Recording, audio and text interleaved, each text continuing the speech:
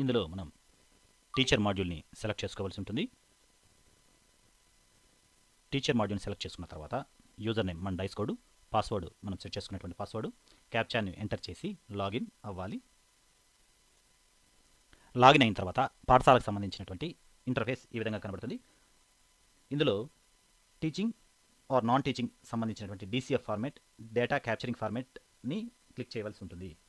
Click చేసిన తర్వాత ఆ పాఠశాలలో టీచింగ్ అండ్ నాన్ టీచింగ్ సంబంధించినటువంటి కౌంట్ ఇక్కడ కనబడుతుంది. ఆ పాఠశాలలో పనిచేస్తున్నటువంటి ఉపాధ్యాయులు మరియు అసిస్టెంట్ ఉపాధ్యాయుల యొక్క పేరు, వారి యొక్క క్యాడర్ను ఇక్కడ ప్రజెంట్ చేయడం జరుగుతుంది. ముఖ్యంగా ఇందులో మీరు గమనించవలసింది ఏంటంటే ఈ పాఠశాలకు సంబంధించినటువంటి number of teaching staff required ఉందా లేదా గతంలో మనం క్లిక్ చేసుంటాం. తర్వాత పాఠశాలని సర్టిఫై చేసుంటాం.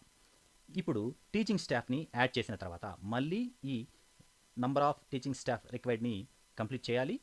తర్వాత సర్టిఫికేషన్ కూడా కంప్లీట్ చేయవలసి ఉంటుంది. అది ఎలాగో కూడా చూద్దాం.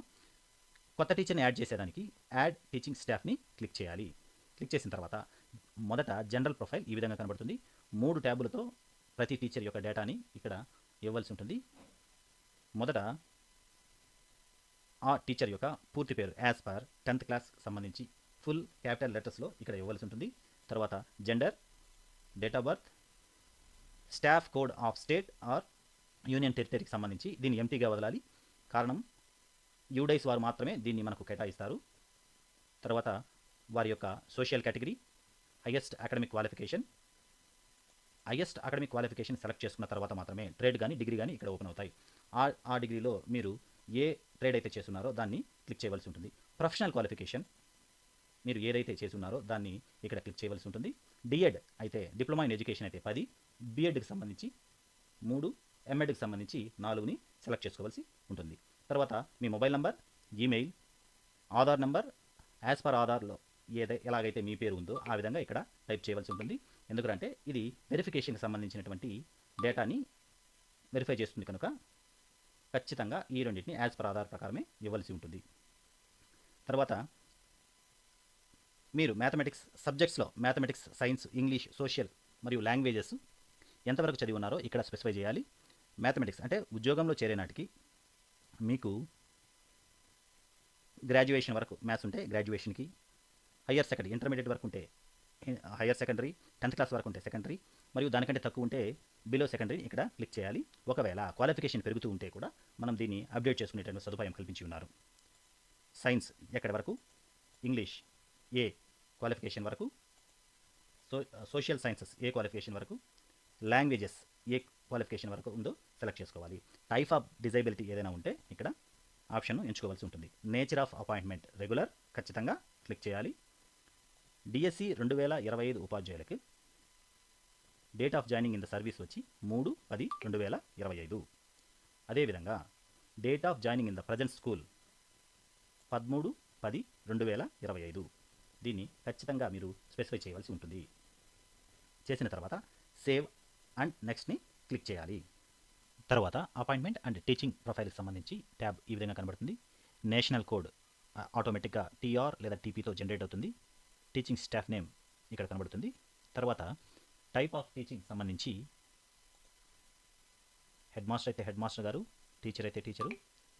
ఇక్కడ సాధారణంగా మనం ఇచ్చేటటువంటి క్వాలిఫికేషన్ ఎలా ఉంటుందంటే ఎల్ఎఫ్ఎల్ హెడ్ మాస్టర్ పిఎస్హెచ్ఎంలో అయితే 12ని సెలెక్ట్ చేసుకోవాలి. ఒకవేళ స్కూల్ అసిస్టెంట్లు పిఎస్ హెడ్ మాస్టర్లుగా ఉంటే ఇక్కడ ఎల్ఎఫ్ఎల్ హెడ్ మాస్టర్లని సెలెక్ట్ చేసుకోకూడదు. వారికి నేచురల్గా అపాయింట్ అయినటువంటి కేటగిరీని ఇక్కడ సెలెక్ట్ చేసుకోవాల్సి ఉంటుంది. ఎస్జిటీలు అయితే 28, తెలుగు ఎస్జిటీలు అయితే సెకండ్ గ్రేడ్ టీచర్ టీజీటీ, అదేవిధంగా ఉర్దూకు సంబంధించిన ఎస్జిటి 58, తమిళకి సంబంధించినటువంటి ఎస్జిటి 59ని సెలెక్ట్ చేసుకోవాల్సి ఉంటుంది. Classes thought primary only select చేసుకోవాలి. Appointment level, appointed level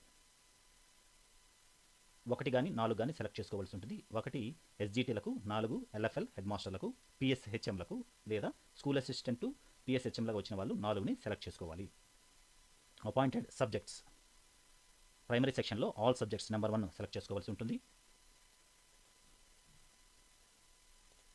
main subjects thought all subjects, main subjects thought 2 కూడా ఆల్ సబ్జెక్టు, లేదా మీకు డిఎడ్ వారైతే బిఎడ్ కోసం ఏదైతే మెథడాలజీ చేయాలో ఆ మెథడాలజీని సెలెక్ట్ చేసుకోవచ్చు.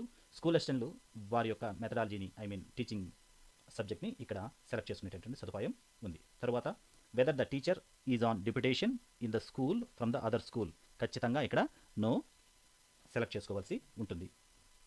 Whether the teacher is teaching at other school as guest contractual deputation, ఇక్కడ కూడా ఖచ్చితంగా నోని సెలెక్ట్ చేసుకుని అప్డేట్ చేయవలసి ఉంటుంది.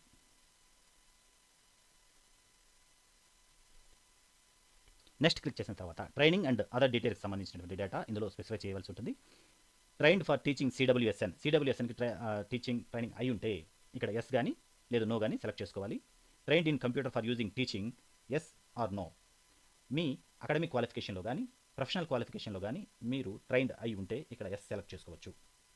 ట్రైనింగ్ రిసీవ్డ్, మీరు గతంలో ఈ ట్రైనింగ్ గవర్నమెంట్ తరఫున ఈ ట్రైనింగ్ ఇక్కడ స్పెసిఫై చేసిన ట్రైనింగ్ ఏదైనా తీసుకుని ఉంటే స్పెసిఫై చేయవలసి ఉంటుంది. ట్రైనింగ్ నీడ్స్, ఇందులో మీకు కావాల్సినటువంటి ట్రైనింగ్ని ఇస్తే భవిష్యత్తులో మీకు ట్రైనింగ్ ఇచ్చేటటువంటి అవకాశాలు ఉన్నాయి. Whether the teacher received training under Nishtha, ఇది 2025 టీచర్లకు ఖచ్చితంగా నో పెట్టాలి. గతంలో ఇది నిష్టా ప్రోగ్రామ్ ఉంది, ప్రస్తుతానికి దీక్ష నడుస్తుందని గమనించగలరు. Working day spent on non teaching assignments, ఈ నాన్ టీచింగ్ అసైన్మెంట్స్ అంటే ఎవరంటే సెన్సస్ డ్యూటీ మరియు ఎలక్షన్ డ్యూటీ సంబంధించినటువంటి మీరు ఎన్ని రోజులు పనిచేసి ఉన్నారో ఇక్కడ స్పెసిఫై చేయవలసి ఉంటుంది. Languages in which teacher is having working knowledge, మీకు లాంగ్వేజెస్ ఏ లాంగ్వేజ్లో వర్కింగ్ నాలెడ్జ్ ఉందో language 1 or language 2 and language 3 సంబంధించినటువంటి డేటాని ఇక్కడ స్పెసిఫై చేయవలసి ఉంటుంది. Whether trained in safety and security audit of school for ensuring child safety, yes అయితే ఎస్, నో అయితే నో, సాధారణంగా ఇది నో ఉంటుంది. Whether receive training on cyber safety and psycho social aspects, yes అయితే ఎస్, నో అయితే no. Whether received training in early identification support on class room support of CWSN, సాధారణంగా ఇది no. Whether teacher is CTET or STET qualified, yes అయితే దానికి సంబంధించినటువంటి ఇయర్ని ఇక్కడ mention చేయాలి, no అయితే అవసరం లేదు.